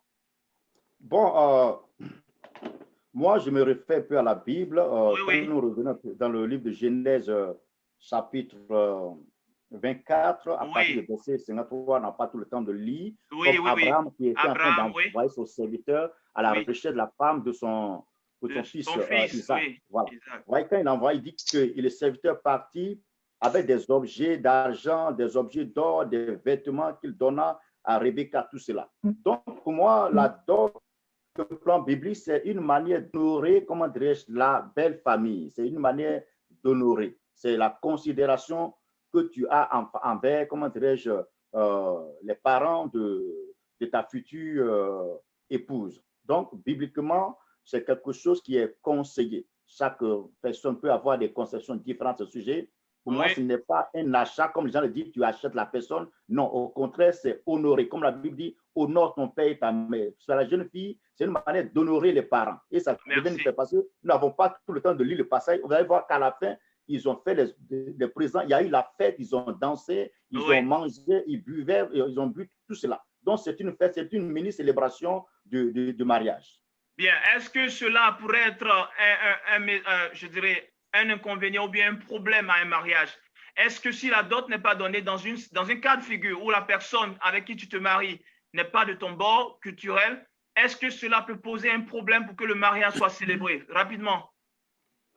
Bon, je pense que, bon, d'abord, sur le plan biblique, ça ne posera pas de problème. Maintenant, si nous revenons un peu sur le plan des cultures, ça dépend des conceptions et des cultures des uns des autres. Parce que, n'oubliez pas un peu, elle est biblique, mais c'est que ça soit sur le plan biblique, mais si il y a une connexion aussi culturelle qui est là. La culture des parents. Même, oui, je dirais que c'est universel. La Bible reconnaît, mais aussi nos us, nos lois et nos traditions reconnaissent cela aussi. Donc, ça dépend de ce qui ici met dedans. Donc, c'est à chacun d'avoir le discernement, bien sûr. Qu'est-ce qu'il faut éviter, qu'est-ce qu'il ne faut pas éviter. Mon frère Serge, il y a une soeur qui a posé une question et elle dit qu'on n'a pas répondu. C'est quoi? Donc, il faut aller dans les questions si la sœur en question, la sœur Joyce, elle est connectée, pardon, réponds ta question parce que je n'ai pas vu la question. OK. OK. Si vous aviez suivi le chemin de Dieu et que vous luttez toujours, sachez-vous que Dieu fait votre part. Non, je ne pense pas que ce soit la question. Ce n'est pas la question. Reposez-nous la question, s'il vous plaît, parce que je n'ai pas vu la question. Donc, reposez votre question, s'il vous plaît. Bien, on continue. Qu'elle pose la question, on va essayer d'y répondre. Merci. Bien. Merci au serviteur Martial. Merci beaucoup. Alors, on a déjà fini ça. On revient rapidement à la servante de Dieu, Annabelle. Rapidement. Bien. Peut-on, je veux qu'on en parle parce que c'est des choses, on a tellement vu. Parlons de tout aujourd'hui. Alors, peut-on avoir des rapports sexuels avec sa compagne juste après la dot? Parce qu'aujourd'hui, il y a le narratif qui dit que c'est la dot qui constitue, bon, ce que vous savez. Donc, après la dot, on n'a pas besoin de ces étapes cérémoniales et tout ça. On peut s'enflammer. Alors, qu'est-ce que vous pensez de cela, servant de Dieu? Est-ce qu'après la dot, on peut aller vivre les mariés? Ça, c'est une question. C'est une question intéressante. Non. En fait, je suis en train de réfléchir à quel verset biblique donner qui serait approprié. Il n'y a pas de verset biblique. Hein. Donnez votre impression. Il y a des questions là, on ne peut pas soutenir ça par verset biblique. Il n'y a pas de verset biblique. Okay. Bon, personnellement, je dirais non. Okay. Je ne recommanderais pas à quelqu'un d'avoir des rapports sexuels après la dot, parce que nous, en tant que chrétiens, oui. on veut la bénédiction de Dieu. Amen. Donc, c'est pour ça qu'on va devant un pasteur qui nous bénit et qui nous recommande entre les mains de Dieu. Amen. Après cela, le mariage peut être consumé. Amen. Ça, c'est ouais. Merci beaucoup. Voilà, c'est ce que je pense. Merci beaucoup. Serviteur Olo, qu'est-ce que tu en penses? Bon, écoutez, si on a attendu pendant des années, et puis bon, c'est pas un mois ou 2 mois. C'est pourquoi moi-même, je conseille aux gens, payer dot là, et puis allez vous marier. On a des sœurs à l'église ici qui ont payé la dot, je crois, samedi, et puis dimanche, ils se sont mariés. C'est simple là. C'est simplifié. Mais s'il y a un inconvénient, si actuellement il y a le coronavirus, si tu as payé la dot que le corona est en train de retarder les choses, tu fais comment? Je vais te donner un exemple tout à l'heure. J'ai mon neveu qui vient de se marier, il vient de m'envoyer des photos. Il y a coronavirus. Le papa de sa fiancée vit à Grand Laou. Et ils sont à Abidjan. Or, Abidjan était fermé. Et donc, c'était difficile à mon frère d'aller payer la dot de mon neveu. Mais les parents, la fille a exigé que la dot soit payée, sinon elle ne peut pas se marier. Voilà, elle veut la bénédiction de ses parents. Amen. Et donc, vraiment, les choses se sont faites. Et le lundi passé, Dieu va toujours ouvrir une porte. Dieu, c'est que Dieu commence là. Dieu l'achève d'une manière ou d'une autre. Et c'est ce que la Bible nous enseigne. Ce que Dieu commence, il achève. Si Dieu a permis que vous puissiez rester ensemble jusqu'à aller payer d'autres, même si Corona fait, aujourd'hui à Abidjan, les gens se marient à 2 ou à 3. C'est aussi le mariage. Donc, moi, je recommande que, comme on le dit, il y a des questions qu'on ne peut pas soutenir avec un verset biblique en tant que tel. Mais moi, je recommanderais que, bon, après avoir fait tous ces sacrifices-là, attendre quelques temps pour aller se marier puis aller consommer ton mariage, c'est le mieux. Sinon, en temps normal, la dot même, c'est le mariage. Une fois que la dot est payée, c'est le mariage. Ouais, c'est ce qu'on entend toujours. Ouais, quand on prend l'Ancien Testament, le texte que notre frère vient de lire tout à l'heure, Genèse 24, lorsque nulle part il n'est mentionné que quand Rebecca, le serviteur d'Abraham a pris la femme pour venir, il y a eu une célébration. Lui, il dit qu'il y a une célébration et il y a une polémique à ce sujet-là. Non, il y a eu une célébration. Oui, ok, non, je viens. Il n'a pas été dit que quelque part, il y a un pasteur qui est parti bénir ça. C'est vrai que bon, voilà. Vrai. Dans ce temps-là, on peut dire qu'il n'y avait pas de serviteurs de Dieu comme de nos jours. Oui. Mais donc, nous devons comprendre aussi que le monde évolue et très souvent, la Bible doit, comment on appelle ça, s'adapter à l'évolution du monde. Toutefois, on ne doit pas vider la substance de la parole de Dieu. On ne doit pas diminuer la parole de Dieu, mais le contexte évoluant, nous devons aussi évoluer et nous adapter, comme on appelle ça, au monde, en laissant la parole de Dieu pure telle qu'elle est. Voilà, c'est ce que je peux dire. Amen. Rapidement, Martial. Oui. Est-ce que après avoir payé la dot, on peut consommer ou bien qu'est-ce que toi tu en penses? Oui, très rapidement, avant d'y arriver, bon, parlant de la célébration, oui, toujours dans le livre de Genèse 24, 53 dit, quand il a fait, il sortit des objets d'argent, des objets d'or et des Oui. vêtements qu'il donna à Rebecca, il fit aussi de riches présents à son frère et à sa mère. Après quoi, il mangeait et bu. Ça, c'est la célébration, la joie. OK. Maintenant, je reviens. Maintenant, si nous revenons à la question ici au niveau de verset 65, il dit que le serviteur raconta à Isaac toutes les choses qu'il avait faites. Isaac conduisit Rebecca dans la tente de Sarah, sa mère. Il prit Rebecca qui devint sa femme. C'est-à-dire automatiquement, après la dot, lorsque le serviteur est venu avec Rebecca, Isaac, Rebecca devient sa femme, sans conseil. Il n'y a pas eu de cérémonie, comme l'homme de Dieu vient de dire, il n'y a pas eu de cérémonie, rien du tout. Automatiquement, il devient sa femme. Bon, ça, à ce sujet, à ce problème-là, ce que moi, je pense au niveau après la dot, bon, on va peut-être parler de la jurisprudence, les conceptions sont différentes. Certaines doctrines affirment que après la dot, déjà, que ça devient ta femme, vous pouvez aller ensemble. Mais moi, je pense que du point de vue biblique chrétien, justement, si après la dot, il faut passer à tous les étapes, parce que tout ce que nous voulons être bénis. Et la bénédiction à plusieurs niveaux. Amen. Il y a la bénédiction des parents, il y a aussi la bénédiction spirituelle qui vient de Dieu. Non seulement, quand la Bible dit honore ton père, ta mère, au-delà de tes parents aussi, il faut honorer Dieu. Amen. Nous avons reçu la bénédiction de nos parents, mais il faut aussi recevoir la bénédiction aussi, comment dirais-je, de Dieu, qui est par l'imposition, par la prière. Oui. C'est très important. Il faut que le mariage soit consacré. Parce que la dot, c'est beaucoup la tradition, en quelque sorte. C'est du point de vue traditionnel. Donc, nous avons béni le mariage de manière traditionnelle, mais il faut apporter le mariage, il faut le confier à Dieu pour que le mariage soit consommé, puisse être béni. Donc, la prière qu'on fait à l'église, c'est une manière de consacrer votre union. Quand bien même c'est déjà consacré traditionnellement, il faut le consacrer spirituellement. Là, vous allez éviter beaucoup. Je vais encore insister. Parce que la tradition, les dots, bien aimé, il y a beaucoup de choses qui s'y impliquent dedans. Ce n'est pas forcément que la donne, il y a trop de choses qui s'impliquent. Mais si toutes ces choses qui ont été faites de manière traditionnelle, les dons que vous avez reçus, les hommes de Dieu n'ont pas eu le temps de prier pour briser certaines impacts des traditions. Quand même, vous parlez dans le mariage, je ne dis pas qu'à 100%, mais très souvent, 10%, il y a des problèmes spirituels qui interviennent. C'est pour ces problèmes spirituels-là qu'il faut vraiment une prière spirituelle. Il faut que les hommes de Dieu prient maintenant pour apporter la lumière. Pendant la tradition, il y a des choses qui sont positives, il faut briser cela. Voilà l'important. Et puis, deuxièmement, la célébration civile. Il faut aussi se conformer aussi aux lois. C'est-à-dire l'autre, les autres, c'est Dieu qui les a établis. Donc, ces trois éléments réunis feront de vos couples un couple puissamment béni. Un seul aspect. Amen. Amen. Frère Serge, il y a une sœur qui a posé une question. Oui. Elle dit que, mais parfois, il y a un pasteur qui est à la dot pour bénir les maris. Qu'est-ce qu'on pense? Genre, on va faire la dot, et puis il y a un pasteur qui est là, qui prie pour les mariés.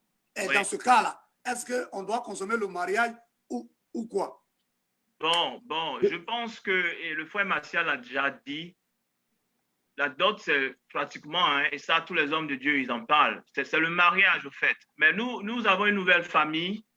Voilà, nous avons une nouvelle famille. Certainement, la dot, tout le monde n'y était pas. C'est de façon consensuelle, comme dans une famille où on respecte ses frères. On voudrait au-devant de tout cela, officiellement, leur dire aussi que, on a décidé d'être ensemble officiellement, vous êtes d'accord, on va nous bénir devant vous et après quoi, on va aller consommer, on va faire ce qu'on veut. Donc, je pense que c'est une obligation morale, c'est juste une obligation morale. Il n'y a pas sincèrement de verset biblique, il n'y a rien qui le montre, mais je pense que c'est dans l'aspect d'une famille dans laquelle on vit maintenant. Tu ne peux pas vivre avec tes parents et puis bon, tu vas te marier. Tu ne dis pas à quelqu'un, on entend que tu es marié, ça va pas faire bien. Donc, venir à l'église, c'est respecter cette famille-là, c'est respecter la nouvelle famille de Dieu. Voilà. Alors, la sœur qui a dit, le pasteur a béni là-bas, parce que la plupart du temps, les pasteurs, on les détache, et bien ils se détachent eux-mêmes pour aller aider à la dot. Ils jouent ce rôle d'intermédiaire là. C'est ce qu'ils jouent la plupart du temps. On les détache, mais on envoie des frères. Ils peuvent prier là-bas, mais les autres frères de la famille ne sont pas là. Donc, officiellement, obligation morale, on fait une cérémonie où on vous bénit et puis vous partez. Je pense que c'est juste une obligation morale et je pense que il faut que dans la mesure du possible, les frères arrivent à accepter ça comme cela pour que ça, on respecte vraiment tout le monde se sente vraiment concerné dans la chose. Et je pense que c'est plus avantageux pour tout le monde comme cela. Voilà. Serge. Oui, vas-y. Ouais, c'est très important parce que je sais que nous sommes tenus par le temps, mais c'est le moment d'éclairer vraiment la lanterne et vraiment aider nos frères et sœurs. C'est très important parce que, OK, la question de la sœur, c'est vrai. La dot, comment dire, il y a un pasteur qui a été détaché pour venir prier. Oui. Tout à fait. Parce que, vous savez, bon, nous sommes un peu des Africains parce que ce problème se pose beaucoup. Les dots sont voilà les 90% des problèmes que les couples rencontrent sur le plan spirituel provient souvent de la gestion de ces dots, de ces traditions, quand ce n'est pas bien fait.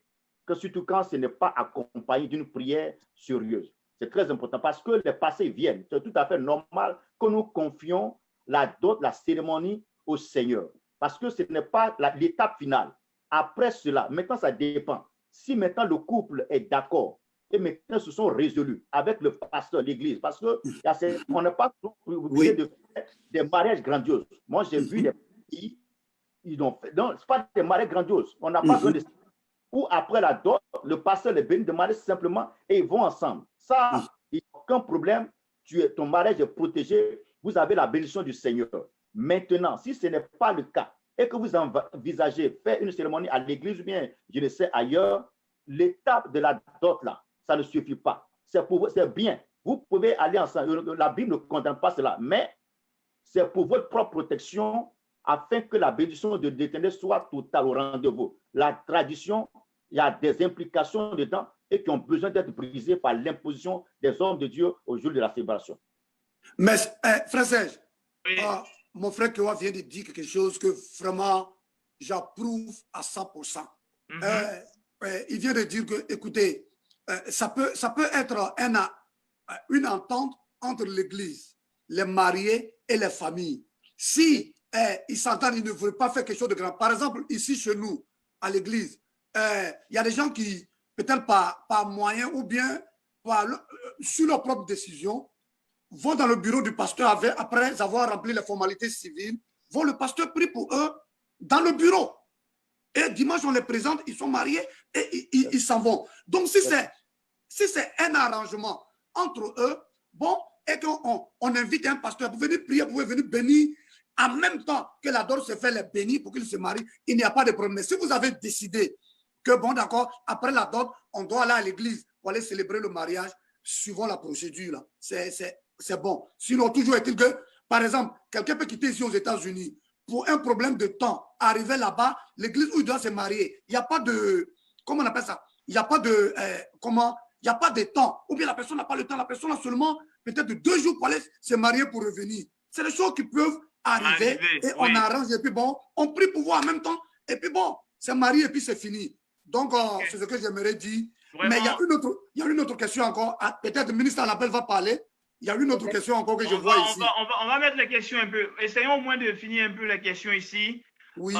On va garder certaines questions après. Voilà. Parce qu'on a prévu 1 heure. Là, on a dépassé. On va essayer de courir un peu. Et puis bon, le mariage, c'est vraiment profond. J'espère que quand on parlera du service de Dieu, ça sera aussi profond. Merci. Bien. Voilà, on va parler de ça. C'est là que la tradition, la culture va intervenir. Parce que le but de cette plateforme, c'est juste de dialoguer entre les cultures. Nous vivons aussi aux États-Unis aujourd'hui. Bon, pour vous, nos 2 invités qui sont là aujourd'hui. Et nous avons tendance à faire face à ce choc culturel-là dans tous les aspects de nos vies. Alors, jusqu'à présent, on n'a pas encore fait ressortir, mais maintenant, on va faire sortir un peu le côté des 2 cultures et comment est-ce que nous arrivons à jongler cela, puisqu'aujourd'hui, nous avons 2 citoyennetés, pour ne pas dire 2 nationalités. Alors, nous ne sommes plus les mêmes personnes que nous étions avant, qu'on le veuille ou non, on ne l'est plus. Alors, je vais poser cette première question-là. Parlez-moi un peu du processus du pré-mariage. y a-t-il eu un conseil, la sœur Annabelle, la servante de Dieu, tu parlais de ça déjà, on en vient maintenant, tu vas maintenant nous dire. Essaie d'abord, dans ta culture africaine gabonaise, si d'ailleurs tu as déjà vu des scènes comme cela, comment ça se passe pour célébrer un mariage dans l'église? Et puis ici aux États-Unis, avec les moyens que les gens utilisent ici dans la culture américaine, est-ce que tu peux un peu élaborer, exposer un peu là-dessus? D'abord, africainement parlant, comment est-ce que nous célébrons nos mariages, à ton avis? Africainement parlant, je ne... Le processus, voilà, le pré-mariage, c'est-à-dire les conseils, les trucs que les gens font, et puis bon, on les approuve, et puis bon, vous êtes mariés, vous allez vous marier, tout cela. Comment est-ce qu'on fait cela? Ça me serait un peu difficile de parler de la culture africaine parce que j'ai pas vraiment été élevée dans ce contexte. Bon, dans le milieu chrétien, je veux dire, hein, dans le milieu chrétien. Voilà. Par exemple, dans votre église actuellement, qui est à majorité africaine, oui. Je suppose qu'ils ont gardé certaines valeurs de nos manières de faire. Comment est-ce que, bon, on reçoit les frères, on parle avec eux, on les coach, il y a un peu de mentoring ici, counseling, et puis après, bon, un jour, on dit, nos frères, on les a écoutés, ils sont mariables, on va les marier. Alors, est-ce que tu peux un peu parler de comment est-ce qu'on le fait ici? Bien sûr.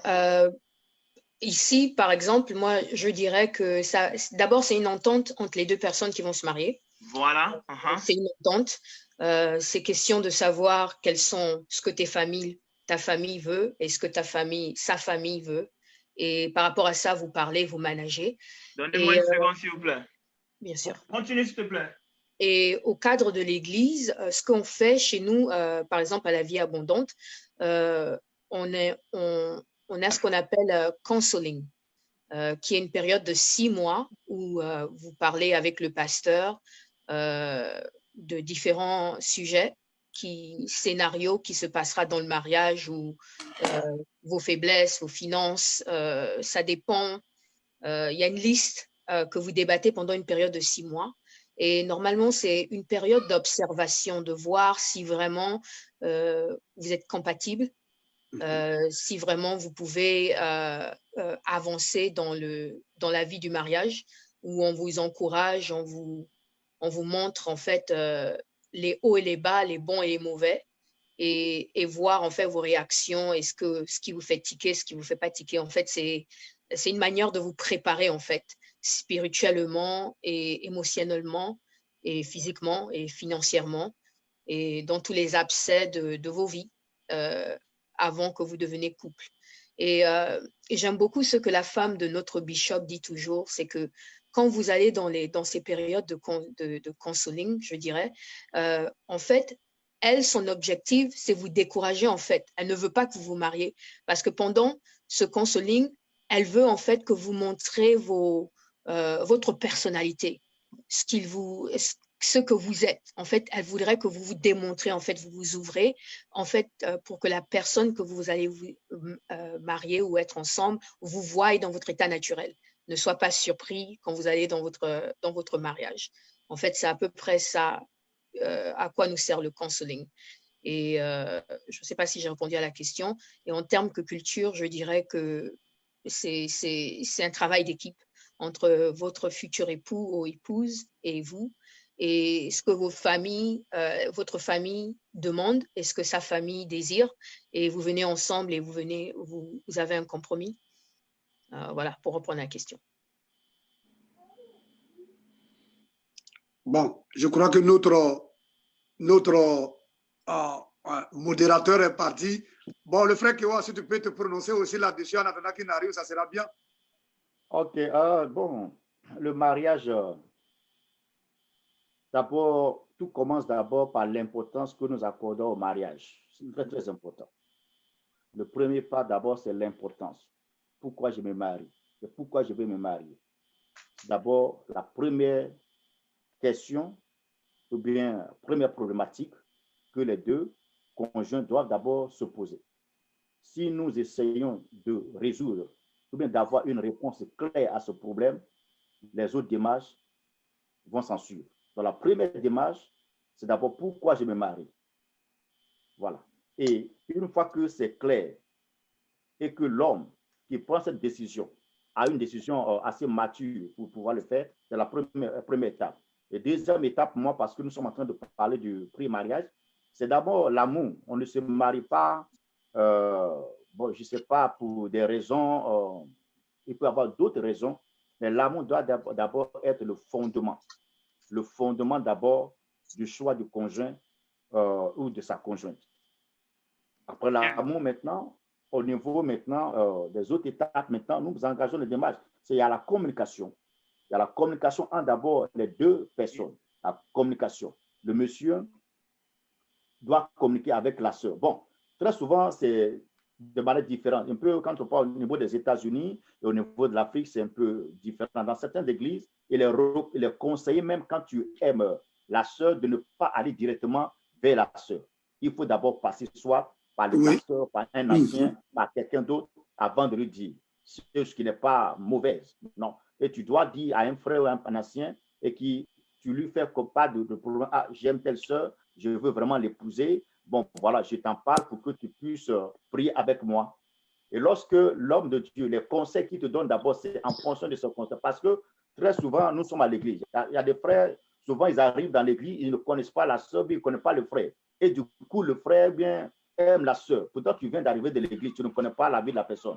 La première des choses, c'est d'aller vers l'homme de Dieu, dire, ah, vraiment, j'aime telle personne, voilà ça. Et l'homme de Dieu va te dire, j'ai compris, et va mettre ça en prière. Vous priez ensemble. Et une fois que la conviction à ton niveau et à son niveau est claire maintenant, là maintenant, on peut engager les démarches. Très souvent, les églises procèdent de manière différente. Soit c'est le pasteur lui-même qui appelle la sœur pour dire, ah, il y a tel frère qui est venu me voir, il m'a dit que, ah, vraiment, je t'aime, qu'il t'aime, qu'il veut vraiment t'avoir comme fiancé ou bien comme épouse. Là, c'est une démarche. Il y a bien d'autres démarches aussi, pas forcément que les frères ne vont pas directement vers le pasteur, mais souvent vers la sœur, ou bien vers la sœur. Le frère aime la sœur, il va directement vers la sœur, il dit, ah, je t'aime, je voudrais que tu deviennes ma fiancée. Et après, maintenant, il s'en va voir le pasteur, ah, j'ai vu telle personne. Donc, les démarches sont différentes. Mais, quelle que soit la démarche que tu puisses dire au pasteur ou pas, mais le plus important, c'est quoi? C'est d'abord l'amour, c'est d'abord la crainte de Dieu dans tout ce que vous allez faire. Évitez surtout à ne pas tomber dans le piège du péché. Ensuite, quand les choses sont claires, j'ai dit, mais les églises sont différentes, on ne peut pas parler de manière universelle. Chaque église procède de manière différente. Maintenant, quand c'est clair, on peut passer maintenant que le pasteur, ils ont donné leur OK, ils ont prié, ils ont vu maintenant le comportement de la sœur, ou si vraiment des cas, Dieu a donné son OK. Il y a d'autres maintenant conseils maintenant qui, comme la sœur veut dire, conseil, où vous passez maintenant devant le conseil pour des questions et pour tout ce qui est à revoir. Et quand tous les éléments sont réunis maintenant, vous pouvez passer maintenant à l'étape de la dot et puis après à l'étape du mariage. Maintenant, contexte africain, contexte aux États-Unis, si, bon, que ce soit aux États-Unis, sur le plan biblique, l'Église n'a pas changé. L'Église n'a pas changé. Je ne pas dire que c'est parce qu'on est aux États-Unis que ce qu'on faisait à l'Église en Côte d'Ivoire, bien au Gabon, on ne peut pas le faire. Non, l'Église, la Bible est toujours actuelle, d'actualité. Donc, les mêmes démarches qu'on fait là-bas, si tu peux le faire ici. Le problème que nous avons ici aux États-Unis, c'est parce que les gens vraiment veulent faire des choses en écartant par voir la voix de l'Église, parce qu'ils disent que nous sommes dans un monde occidental, il faut faire des choses. Et voilà, il y a 90% sont des échecs dans le mariage ici. Amen. Amen. Voilà un peu ce que bien, merci beaucoup. La question, on n'a pas assez de temps parce que on sera obligé de continuer prochainement. Mais on a quelques... Oui, parce qu'il y a même des questions qui sont en train d'être posées. Mais voilà, on ne pourra pas tout couvrir. Alors, la question, il faut vraiment que je la recadre parce que peut-être que le bien fondé de la rubrique n'a pas été vraiment expliqué à certains. Nous jonglons les cultures ici, la culture américaine et la culture africaine que nous avons. Et nous voulons corriger un certain nombre de choses quant à la manière dont nous voyons cette culture.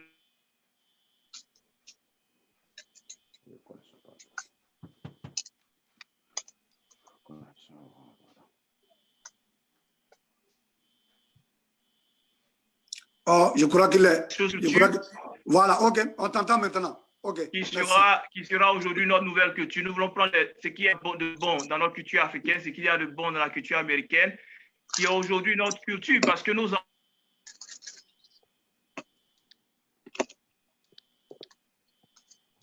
enfants qui vont naître, ils ne seront On pas a- africains de leur donner Modérateur, on a une un problème certaine de culture africaine, communication. mais ils ne On seront a un pas. problème de communication avec toi, ça s'entrecoupe.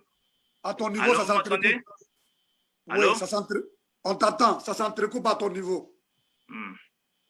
Bon, ben, donc, si vous m'entendez, c'est cela. C'est pouvoir, c'est de prendre les cultures hein, dans les deux côtés, ce qu'il y a de bon et pouvoir mettre ensemble le plus bon. On va marcher maintenant avec cela. C'est vraiment le bien fondé de tout ce que nous faisons. Nous enseignons, nous instruisons, mais nous voulons que relever ces deux côtés-là. Alors, quand j'ai posé la question, du côté américain ici, est-ce qu'il y a quelqu'un qui a déjà eu une notion de comment est-ce que se fait le counseling, comment est-ce qu'eux ils procèdent pour se marier ici? C'est ce que nous voulons véritablement exposer également.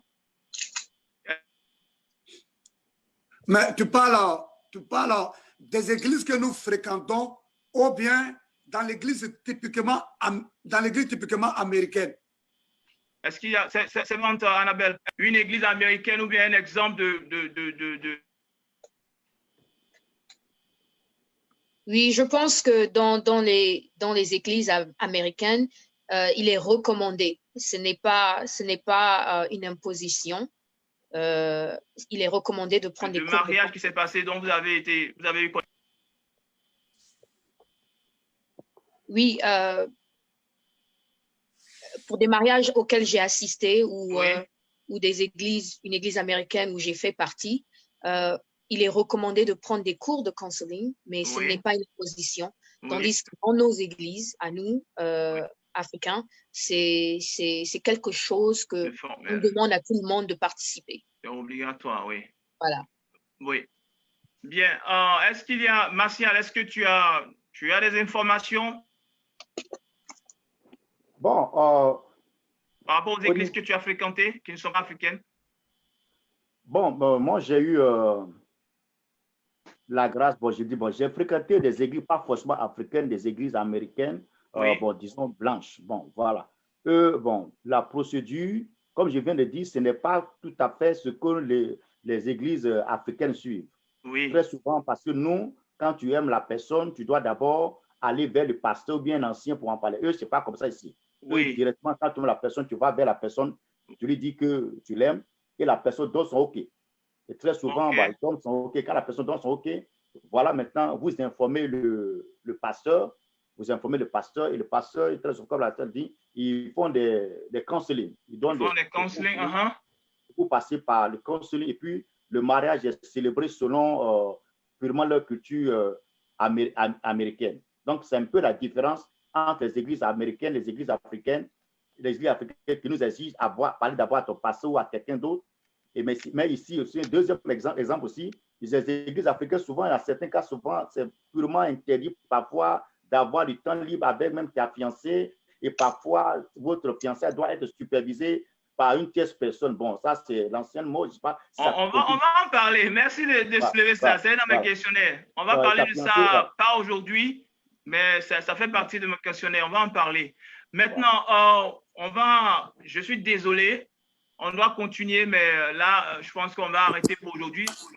Très rapidement, un mot de fin par rapport à tout ce que nous avons dit, et je vais faire un tour de table. Nous avons parlé de dot, nous avons parlé de sexe, et nous avons parlé aussi de foi. Alors, très rapidement, servante de Dieu, Annabelle, qu'est-ce que vous pouvez dire à la suite de ce que nous avons déjà déballé à tous ceux qui nous suivent, chrétiens ou pas? Bon, chrétiens d'abord, et peut-être toucher des points de d'autres personnes qui certainement sont là curieux à nous écouter par rapport au mariage, que ce soit ici aux États-Unis et partout dans le monde. Quelle attitude il faut tenir si nous sommes dans une église? Quel est le comportement qu'il faut avoir? Si même nous sommes dans l'église et qu'aujourd'hui les choses ne vont pas comme nous l'avons souhaité, comment nous devons nous comporter? Est-ce que vous avez un mot de fin? Est-ce que vous pouvez dire quelque chose à tous ceux qui nous regardent maintenant? Pour le mot de fin, je voudrais dire que le mariage est une institution de Dieu. C'est une bonne chose que Dieu a fait. Je voudrais tout simplement encourager tout le monde. La Bible dit que Dieu a vu qu'il n'est pas bon que l'homme soit seul et Dieu a fait son vis-à-vis qui est la femme. Donc j'encourage tout le monde, en tout cas à moins que tu aies le don de célibat, voilà, à se marier, c'est vraiment passionnant. Mais en se mariant aussi, la Bible nous dit de ne pas nous mettre sous un joug étranger. Oui. Mettons-nous sous le joug du Seigneur en cherchant le plan de Dieu dans le mariage, et notre mariage sera vraiment une réussite. Et quand on respecte tous ces principes et puis on va devant le Seigneur et l'Église nous bénit, parce que n'oublions pas une chose, on appartient à une Église. Et quand on se marie, on se marie dans les normes, selon les pensées bibliques, les principes bibliques. On honore le Seigneur, mais aussi nous, on donne de la crédibilité à notre Église. On donne de la crédibilité à notre Église. Ça montre que dans l'Église que je fréquente, en tout cas, de bonnes choses peuvent sortir de l'Église. Ça rehausse l'image du pasteur et des membres de l'Église, et c'est une bonne chose. Donc, nous encourageons tout le monde. N'allez pas fabriquer des mariages bidons et demain, on va dire, oh, mais dans cette église-là, on fabrique des mariages bidons là-bas. Voilà, tu vois. Donc, restons dans ce cadre-là. Honorons le Seigneur, honorons nos parents, mais honorons aussi l'église que nous fréquentons en faisant des mariages selon les principes bibliques. Et à tous ceux qui ont posé leurs questions et qu'on n'a pas pu répondre, nous allons les recenser. Et puis bon, samedi prochain, soyez connectés vite pour que nous puissions débattre de tout cela. Et donc, merci beaucoup au modérateur et puis à tous ceux qui étaient connectés, ministre Annabelle et mon frère Kewa, qui vraiment m'a épaté ce matin. En tout cas, merci beaucoup. Amen. Merci, gloire à Dieu. Je sais pas si j'ai bloqué encore. Je vois qu'on a un peu de connexion encore avec le frère. Oui, ça va. On te reçoit maintenant. Ok, c'est top. Ok.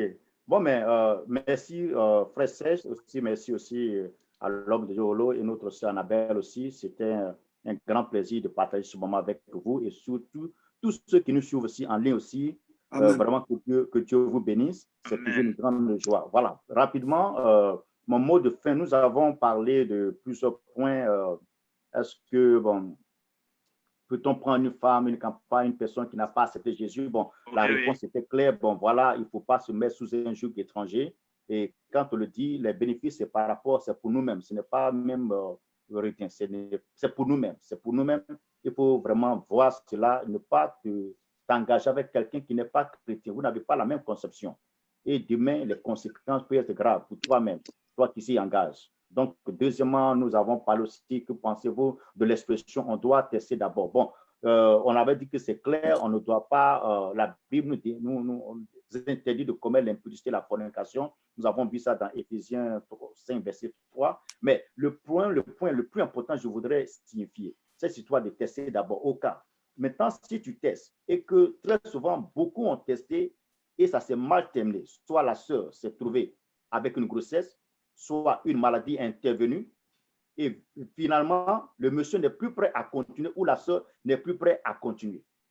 Il y a des conséquences graves liées à ce stade-là. Donc, c'est pourquoi nous ne jouons pas avec cela. Et on avait dit que pour résoudre ce problème, il faut être sincère. Parce que le vrai problème, c'est la recherche de la vérité. Donc, le conjoint doit être sincère envers la sœur au sujet de tous les problèmes qu'il a. La sœur aussi, s'il y a des problèmes, il faut être sincère et dire la vérité, non seulement à ton conjoint, à ton fiancé, ou bien au pasteur. On peut résoudre ce problème et éviter des conséquences graves. Donc, nous avons parlé aussi de la dot. Bon, la dot aussi, bon, elle est biblique, mais aussi il y a des connexions traditionnelles qui sont dedans. Il faut que les hommes de Dieu soient à la dot pour prier. Parce que même si nous faisons la dot, ce n'est pas encore fini. La dot, elle est traditionnelle. Il y a l'aspect spirituel qui est dedans. Et si ce n'est pas brisé par l'imposition des mains, ça peut causer des sérieux problèmes dans nos mariages. Donc, il faut la dot, il faut aussi l'autorité biblique ou ecclésiastique ou bien chrétienne, il faut aussi l'autorité étatique, qui sont des trois figures divines, l'autorité divine. Et quand c'est rassemblé, le mariage est béni. Même s'il y a des problèmes, Dieu va vous soutenir, Dieu va intervenir. Et je pense que, voilà, je crois que c'est ce que j'ai à dire de manière dans l'ensemble. Et encore, merci beaucoup. Merci beaucoup. Merci à vous tous. Merci au frère Marcia. Merci au serviteur Olo. Merci à la servante de Dieu Annabelle.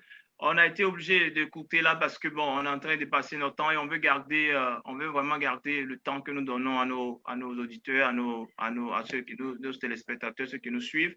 Alors, je vais vous une conclusion rapidement et celle-là, ça sera une ouverture pour ce qui va suivre. Est-ce que le fait que le counseling ici aux États-Unis est fait d'une manière un peu plus, je dirais, rapide, pas comme avec le processus qui est beaucoup latent en Afrique ou dans le système africain? Est-ce que c'est cela qui est la cause du nombre de divorces aujourd'hui ici? Question. Est-ce qu'il y a d'autres causes à cela? Et même en appliquant nos méthodes africaines, nos processus africains, est-ce que pour autant cela garantit un mariage à 100%, sans problème, sans difficulté, sans divorce? Parce qu'il y a aussi des cas de divorce dans ce cas-là aussi. Excusez-moi, est-ce que... Alors, je vais vous laisser donc sur ces questions-là. Et je dirais très bientôt, samedi prochain, on va se voir. Et le frère Martial parlait aussi de dot. Alors, la dot qui a un côté spirituel qu'on ne néglige pas, et un côté traditionnel aussi qui est très spirituel. Et il faut prier pour les... Alors, est-ce que la dot doit rester cette condition-là? Si la dot peut causer un problème à un mariage, si pendant le processus de la dot, il y a des gens qui jettent des sorts à des gens, jettent des sorts à un mariage juste parce que les choses ne sont pas faites correctement. Devons-nous continuer à faire de cette manière, à joindre tradition et christianisme? Alors, c'est des questions que nous voulons lever là. Et puis, espérons samedi, si Dieu le permet, nous allons nous rencontrer ici encore pour continuer. On a encore plein de questions. On n'a même pas touché les Incas, presque les Incas, je dirais. Mais parce que c'est le mariage, Alors, on va aller tout doucement. Que Dieu vous bénisse, que Dieu vous bénisse. Je vais demander, puisqu'elle est la seule sœur au milieu de nous, on va lui exactement. Elle va prier pour nous, elle va nous bénir, elle va bénir les mariages. Et ceux-là même qui sont en train de préparer des mariages, ceux-là même qui ont à cœur de se marier, tu vas vraiment te souvenir de toutes ces personnes qui nous regardent et les bénir, servants de Dieu. Amen. Oui. Prions. Éternel, toi qui es Dieu, qui connais toutes choses. Josué disait que la parole n'est même pas dans sa bouche, Seigneur, que toi tu connais. Ce soir, cet après-midi, j'élève chaque mariage. J'élève chaque personne qui aspire au mariage. J'élève chaque personne qui souhaite se marier, qui cherche le conjoint ou la conjointe que tu as pour eux. Seigneur, je prie que toi, tu étends tes mains, que tu amènes, que tu envoies la bonne personne. Seigneur, le désir de nos cœurs, vraiment, c'est de t'honorer dans toutes choses que nous faisons. Nous te remettons chaque mariage qui sont dans des difficultés, chaque mariage, Seigneur, qui ont besoin de ta main. Nous te demandons d'intervenir. Au nom de Jésus. Les pensées, toi qui connais les cœurs, toi qui connais chaque situation, nous te demandons d'intervenir. Seigneur, pour celles ou ceux qui ont besoin d'enfants, Seigneur, donne-leur un message de toi. Seigneur, ceux qui ont besoin d'une percée, Seigneur, que toi, Seigneur, tu visites. Seigneur, nous dépendons de toi, nous dépendons de ton Saint-Esprit. Seigneur, comme tu l'as dit, Seigneur, dans tous les sujets que nous avons débattus, Seigneur, le point, c'est de te connaître, c'est de connaître ta voix. Seigneur, s'il te plaît, permets à ton Saint-Esprit maintenant, Seigneur, de nous éclairer, de nous protéger, de nous préserver, de vraiment, Seigneur, nous instruire. Tu as dit qu'il a été promis pour être notre aide. Seigneur, nous demandons que notre aide, Seigneur, se manifeste dans nos vies. Seigneur, je te remercie pour des moments comme ceux-là, où nous pouvons apprendre de toi, où nous pouvons nous encourager les uns les autres, comme tu nous l'as demandé. Seigneur, merci pour le frère Serge, merci pour le ministre Olo, merci pour le frère qui est venu, qui a pris le temps pour venir édifier, Seigneur, tes enfants.